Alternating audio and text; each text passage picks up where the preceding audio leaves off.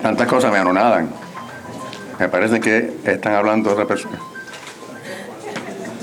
Pero en fin, agradezco la presencia primero de todos ustedes, de mis amigos poetas, que no puedo señalar uno a uno, de mis amigos del PEN Club, de mis compañeros de lucha política, de la prensa, donde está Silvio Mancha, Olga Cono, y sobre todo la persona del director del Diario Las Américas, periódico en el que he estado escribiendo durante 20 años y que tanta cobertura me ha dado para este acto, el doctor Horacio Aguirre.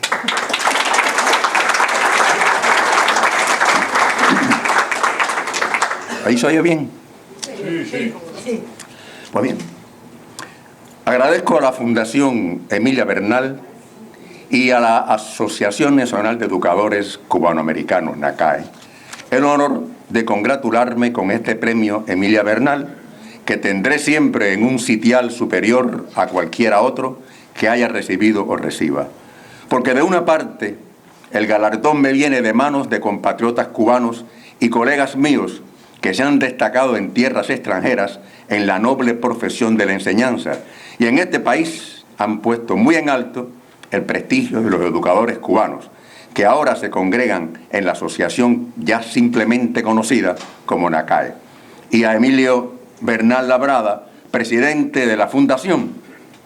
Y de otra parte, el premio lleva el nombre de una poetisa cubana, Emilia Bernal, que en años en los que la mujer no era suficientemente valorada en el mundo intelectual, ella contribuyó con su talento y su poesía a aquel grupo prestigioso y reivindicador de poetisas cubanas que integraron el valioso conjunto de nuestra poesía femenina de entonces, en el que figuran, entre otros, los nombres de Gertrudis Gómez de Avellaneda, Luisa Pérez de Zambrana, Aurelia del Castillo, Nieves Cenes, Mercedes Matamoro, Juana Borrero, Dulce María Borrero. Desde aquella estirpe de escritoras cubanas, siento que me llega este premio, como un encargo de ellas en las manos simbólicas de Emilia Bernal, y lo recibo, y lo acojo, y lo aprecio como un valor especial y trascendente. Y ahora, tras este introito emotivo y sincero, paso a mis palabras que, como recipiente del premio, en estos casos es costumbre, y como el nombre de este premio va asociado a la poesía, he titulado mi trabajo Utilidad de la Poesía. Hago un paréntesis. Cuando dije el título de lo que voy a decir yo, me quedé asombrado. Dije, por favor, ¿qué voy a decir yo entonces? ¿Para qué me metí en esto? Pero entonces entré por el camino y, bueno, los convido a seguir por este camino.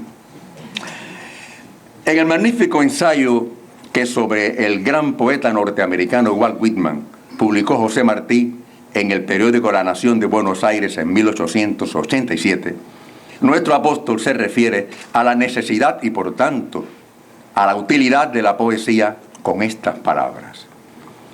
¿Quién es el ignorante que mantiene que la poesía no es indispensable a los pueblos? La poesía que congrega o disgrega, que fortifica o angustia, que apuntala o derriba las almas, que da o quita a los hombres la fe y el aliento, es más necesaria a los pueblos que la industria misma, pues ésta les proporciona el modo de subsistir, mientras aquella les da el deseo y la fuerza de la vida. Están sintetizadas aquí, en los distintos términos que usa, casi todas las proyecciones, los impulsos y las disposiciones a la creatividad de los seres humanos en la vida y los estados del alma que los mueven. Y si vamos a las palabras con las que Martí inicia el referido ensayo, Martí expone: cada estado social trae su expresión a la literatura, de modo que por las diversas fases de ella pudiera contarse la historia de los pueblos con más verdad que por sus cronicones y sus décadas. Es así como en el caso de la poesía podemos señalar que a través de los tiempos la poesía ha sido de significativa utilidad a la historia, revelando hechos y causas que, aunque envueltos en el esplendor poético, han contribuido a aclarar sucesos y hasta descubrir su verdad, sirviendo de complemento a la historia para llenar sus vacíos. Grecia ha sido, como muchos lo señalan, cuna de nuestra civilización. Pero antes que Heródoto y Tucídides, en el siglo V a.C., con quienes surge la historia como disciplina o historia científica como hoy la entendemos, vivió el poeta Homero, en el siglo IX a.C., que en sus monumentales Ilíada y la Odisea nos relata hechos anteriores a la historia como tal, importantes aunque dudosos testimonios en la vaguedad de los tiempos, y para reconstruir esa historia antigua hemos contado con numerosos documentos de la literatura griega o helena, que es una de las más completas de la historia de la humanidad. A ella se ha podido acudir para esa reconstrucción.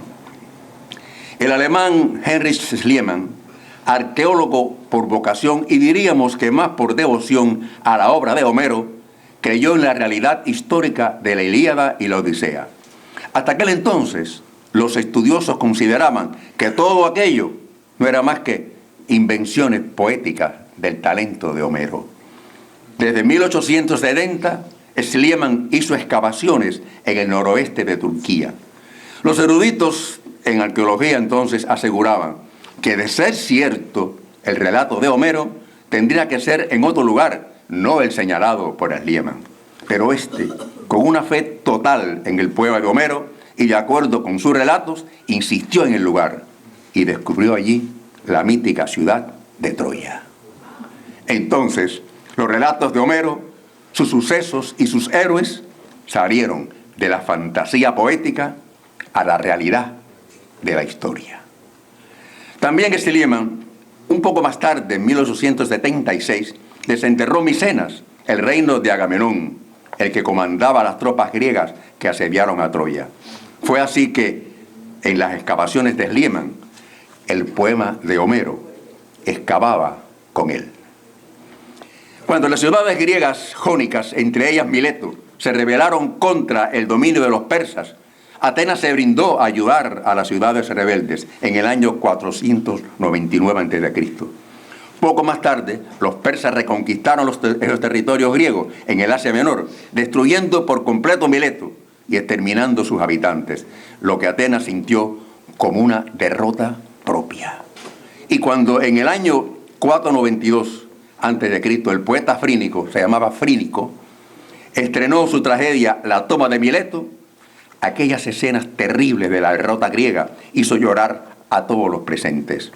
Como esos eran hechos que los gobernantes de Atenas querían ocultar en lo posible o hundir en el olvido, estos prohibieron la representación posterior de la obra y le impusieron al poeta y autor una elevada multa.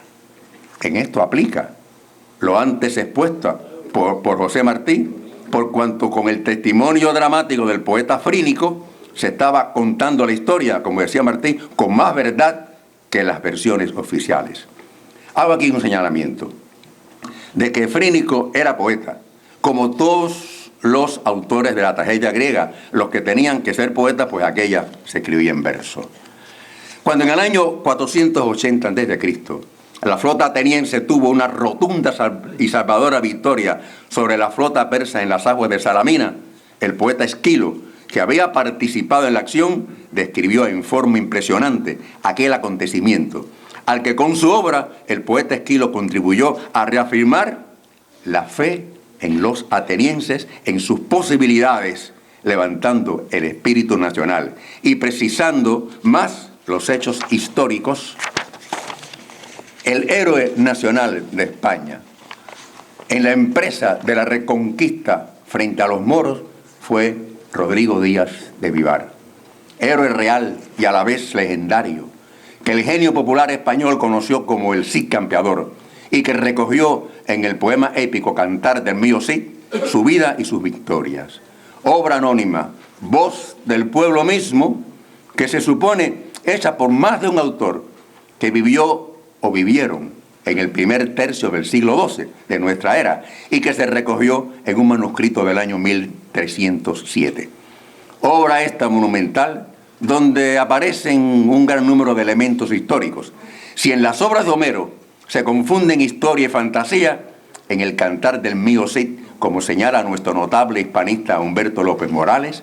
Cito: la base de la trama es histórica. Sobre esta gran armadura de realidad construyeron los poetas. Varios de los hombres del Cid gozan de autenticidad histórica. Luego, de muchos de estos hechos relatados en el poema, se ha servido como complemento la historia de la Reconquista española. A su vez, en la conquista de América, a partir de los años 1500, entre los soldados españoles enviados a estas tierras, surgieron narradores de aquellos hechos. Y entre aquellos soldados resaltó la figura del poeta Alonso de Ercilla, que fue testigo de la brava contienda que tuvo lugar en las tierras del Arauca, más tarde Chile. Ercilla ensayó un canto épico que tituló La Araucana, en el que asistimos al relato de los hechos en los que se estaba haciendo la historia de aquel acontecimiento y donde vimos desfilar personajes propios de la epopeya, héroes de los dos bandos que desde la realidad objetiva se alzan a la estatura del mito en el esplendor de la poesía.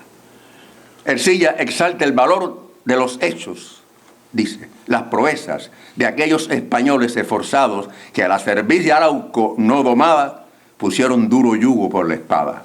Cierra. Y dice también cómo los araucanos ante el enemigo común se unen, y escuchamos esta arenga de un cacique. Caciques del Estado, defensores, contra vuestras entrañas tenéis manos, y no contra el tirano en resistillo. Volved las armas y ánimo furioso a los pechos de aquellos que os han puesto en dura sujeción. El poema señala cómo los araucanos eligían a su jefe, y dice: mas no haber un capitán primero, mas ha de haber un capitán primero, que de todos por él quieran gobernarse. Este será quien más un gran madero sustentase en el hombro sin pararse. Y aquí entra en la historia, para la posteridad, el héroe Caupolicán, a quien años después Rubén Darío trasciende a la leyenda por el esplendor de la poesía diciendo: es algo formidable que vio la vieja raza, robusto tronco de árbol en hombro de un campeón, valiente y aguerrido cuya fornida masa blandiera el brazo de Hércules o el brazo de Sansón. Anduvo, la aurora dijo basta, e irguióse la alta frente del gran Caupolicán. En Cuba también la poesía aleteó en los albores de su identidad y noble cubanía. Eran los principios del siglo XVII, época de comercio clandestino ante el monopolio impuesto por España, tiempo de aventureros, mercaderes extranjeros y piratas. Y ocurrió un hecho que el poeta canario radicado en Cuba, Silvestre de Balboa, recogió en un largo poema con intento de canto épico, escrito en 1608, titulado Espejo de Paciencia. En la región centro-oriental de la isla, ciudad de Puerto Príncipe, Camagüey, piratas franceses capitaneados por Gilberto Girón tomaron preso y exigieron un rescate por el mismo al obispo de Cuba, Fray Juan de las Cabezas Altamirano. Ante tal agravio, vecinos del poblado de Bayamo se armaron y derrotaron a los secuestradores. En aquel incipiente despunte de cubanía surgió el primer héroe criollo negro, el esclavo Colomón, que personalmente dio muerte al pirata invasor Gilberto Girón. En Espejo de Paciencia, más allá de la calidad del poema, se recogen hechos y personas de aquellos días que quedaron fijados en la historia a la que fue útil, precursora, la poesía. En la reafirmación de la conciencia patriótica, la poesía jugó un papel importante en Cuba. En la primera mitad del siglo XIX, el gran poeta José María Heredia, con sus poemas, consiguió, como señala el profesor Raimundo Lazo, traducir con entusiasmo los sentimientos de amor a la libertad y a la independencia del pueblo cubano. El mejor argumento para tal afirmación ideológica está en esta síntesis poética, dijo, que no en vano entre Cuba y España tiende inmenso sus olas el mar. Y concluye levantando el ánimo de los cubanos en un futuro que vislumbra su pupila poética. Cuba, al fin te verás libre y pura, como el aire de luz que respira.